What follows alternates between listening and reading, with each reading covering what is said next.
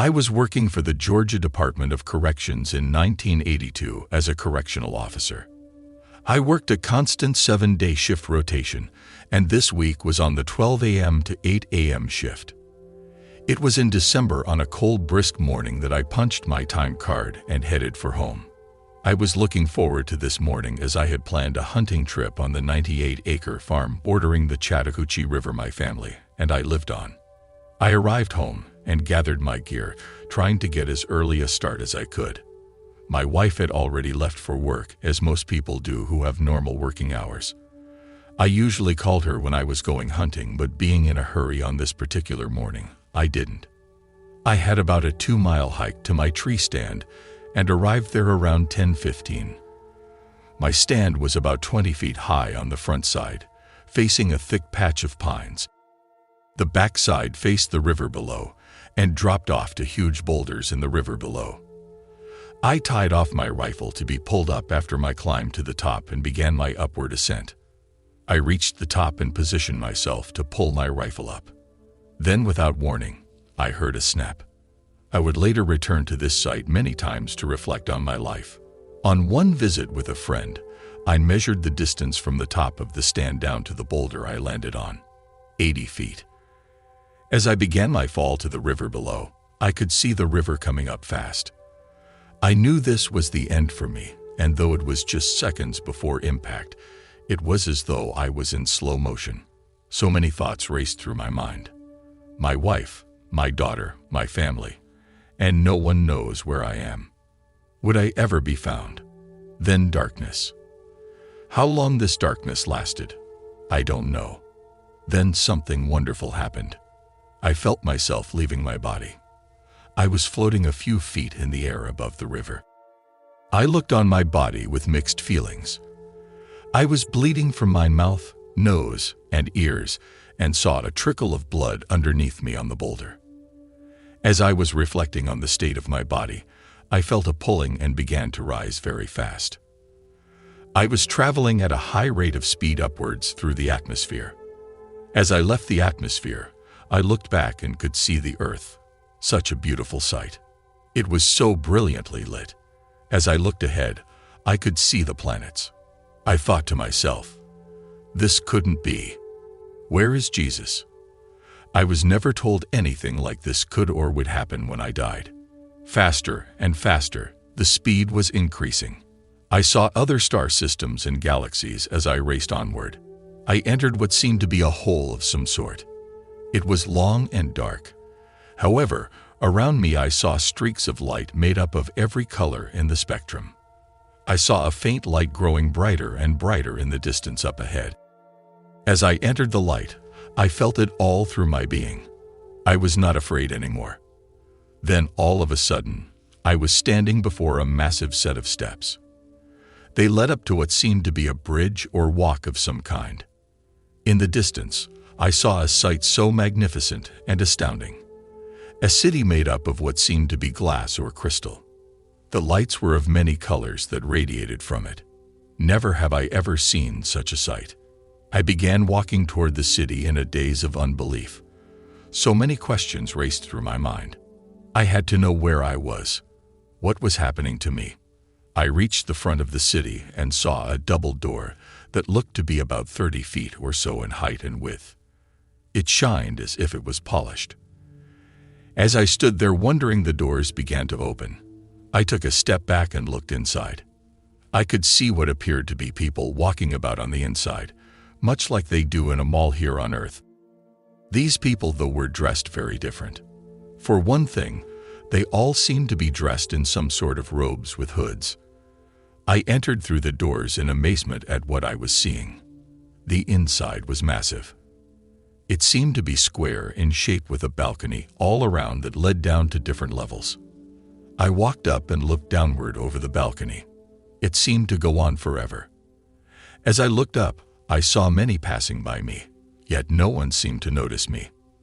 Then, as one was approaching me, he suddenly stopped. He slowly raised his head, and I could see his face. He appeared to be a human form in every respect but one. His eyes. No pupils. Yet they seemed to change colors in colors of blue. His hair was snow white. I wanted to speak, but before I could, he turned and pointed to a long hallway. Though we never spoke, I knew I was to go down this hallway. Then, as if nothing had ever happened, he continued. I knew I had to as well. Something was beckoning me forward. I walked down to the end of this hallway. I did not turn to the right or the left. I knew somehow that my questions were about to be answered. Again, I saw before me a massive double door. It seemed to be of some type of metal, whether gold or not I could not tell. Suddenly the doors opened. I heard a voice, though not as we speak, but from inside of me it seemed, say, enter. I did as I was told, and the doors shut suddenly behind me. I was afraid for the first time. Total darkness, total silence. Then, after a space of time, the length of which I could not determine, a bright light began to glow in the room. Brighter and brighter it became. It was somewhat above me and in front of me. I tried to look, but was almost blinded from it. I held my hands up in front of me and could make out the appearance of a figure sitting on some type of seat. Then, without warning, it happened. What have you done with your life? The voice penetrated my very being. I had no answer. Then to my right I saw what seemed to be like a movie, and I was in it. I saw my mother giving me birth, my childhood and friends. I saw everything from my youth up. I saw everything I had ever done before my eyes. As my life played out before my very eyes, I tried to think of good things I had done. I was raised in church and had been very active in church functions. Yet as I pondered on this, I saw a man in his car that had ran out of gas. I had stopped and given him a lift to a local store about a year ago. I had bought him some gas as he had no money and helped him get on his way. I thought to myself, why am I seeing this? The voice was loud and clear. You took no thought to help this soul and asked nothing in return. These actions are the essence of good. I saw all the people I had hurt as well, and was shown how my actions had set in motion the actions of others. I was stunned. I had never thought of my life having an effect on the actions that friends, family, and others I had met would take. I saw the results of all I had done. I was not pleased at all. I looked on until the events ended. Indeed, I had done so little with my life. I had been selfish and cruel in so many ways. I was truly sorry I had done so little. Then again, loud and clear, I heard the voice speak again. You must return. I did not want to return, though. I was content to stay and longed to stay even after the things I had seen and heard. I have so many questions, I replied. Things I need to know I don't understand. You must return and help others to change by changing your life. Physicians will want to perform surgery on you. Do not let this happen. If you do, you will never walk again. You will be visited by one who will bring you answers to the questions you have. When I call, you will come again. You will recover from all that has happened if you do these things. Look and see what lies ahead. I turned and saw the earth in a turmoil. Wars and death, terrible sights. Cities fell and new ones were built. I saw the United States and a volcano exploding, covering many cities in darkness. I looked on and saw the collapse of our government, as we know it. People killing for food and water, horrible sights. I saw what seemed to be a giant explosion in the Earth's atmosphere, and much land was destroyed. I looked on and saw a new type of people, younger and of a peaceful nature.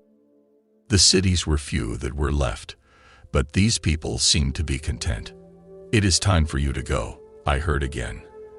But I wanted to see more. Then the doors opened, and I felt myself almost carried down the hallway. I passed through the doors of the city and felt myself shooting through this hole I had come through. Faster I went, unable to stop. I entered the atmosphere of Earth and saw the river below. I saw my body still lying there motionless. Then it was like an electric shock, so tremendous I felt my body jump. I opened my eyes and saw the trees above, and the skyline. Then, oh God, the pain. I was struggling for every breath, choking on my own blood. I managed to roll onto my stomach. The pain was all I could bear. I looked at the sky and saw the sun was lower than I remembered. I looked at my watch. It was 5:30. My only thoughts were how I could get help. I noticed my rifle was not far from me, still attached to the rope I had tied around my waist. I began pulling it toward me. I managed to grab hold of the barrel and pulled it up to me. I fired a shot about every 10 minutes, hoping someone would come. It was getting late, and I knew I would not make it much longer, so I began crawling on my stomach, pulling myself with the stock of my rifle. I managed to crawl up a trail that ran down to the river. I crawled and crawled. The pain was so great I passed out many times. Through thick brush and briar patches I crawled. I wanted to give up. I was so tired and in so much pain. I knew though I had to make it at least to where I could be found, I hoped. I looked out in front of me and saw the road I lived on through the trees. I could hear sounds in the distance. Yes, thank you, God, I thought to myself. I finally found myself at the road and began a feeble cry for help. I was too exhausted, though, and just lay there in the road. My father-in-law was returning from work and found me laying in the road. "It's all right," I heard him say. "Help is on the way." That was the last I remembered until I saw the lights inside the emergency room. A doctor stood at my feet. "Can you feel this?" he said. "Feel what?" I asked. He had been sticking my feet and legs. I was paralyzed. "We cannot help you here, son," he said. "We are sending you by ambulance to a hospital that can handle your injuries." Whether from the pain or medication, I was out like a light. The next afternoon, I awoke to find 2 doctors standing at the foot of my hospital bed. They introduced themselves as my attending physicians and proceeded to explain to me that I must undergo surgery at once. The bones in my back that were broke were putting pressure on my spinal nerve, causing paralysis. Then I heard the warning I had heard before. Do not let them perform surgery, or you will never walk again. I understood completely, but knew they would not. I told them I must see my wife and daughter first. My wife arrived with my daughter shortly after the doctor's visit. I told her what they had said. She advised me I must realize they were doing what was necessary to help me. I did not know how to tell her what I had experienced. I tried to tell her it was my belief that I should not be operated on. Although she disagreed, she honored my wishes. When the doctors returned, and I told them of my decision, they were very upset. I listened to lecture after lecture. "Okay," one of them said, "if you never want to walk again, that's up to you." Then they left. That night I lay upon my bed and wept sorely. Was I insane? What was I doing? A light began to fill my room. "You will be well," I heard a voice say. Then it was gone. I composed myself and dozed off to sleep. Days turned into weeks, weeks into months. Then one morning I felt a tingling in my feet. I was overcome with joy. I told the nurse I wanted to get up and walk. She stared at me and said, "We'll see, we'll see." I knew I was healed without a doubt. The nurse put a call into my doctor, and the next morning he stopped by. "So you think you can walk?" he said. "Yes," I replied. "Well, we will see." A few hours later, I was taken down to the physical therapy room. They carried me by bed down and raised me up to a vertical position. The nurse helped me in front of a set of parallel bars. I gripped the bars and placed my feet firmly on the floor. 1 step, 2 steps. "My God, he's walking," the nurse said to the nurse who had brought me down. The next few days was hard. I took many trips to physical therapy and had numerous x-rays done per my doctor's orders. My wife and family were all amazed, yet I knew. I had been told. The rest had to be true as well. My doctor was more amazed when he found no bones pressing on my spinal nerve. I use his quote, "This is not normal. It seems a higher power has done for you what we were going to try to correct with surgery. I have never seen anything like this before." End quote. Since that day, My life has changed, and I have been able to help others in ways I never dreamed. I wanted to share this with all, as it is what has led me onward in my quest for truth. Peace and light to all.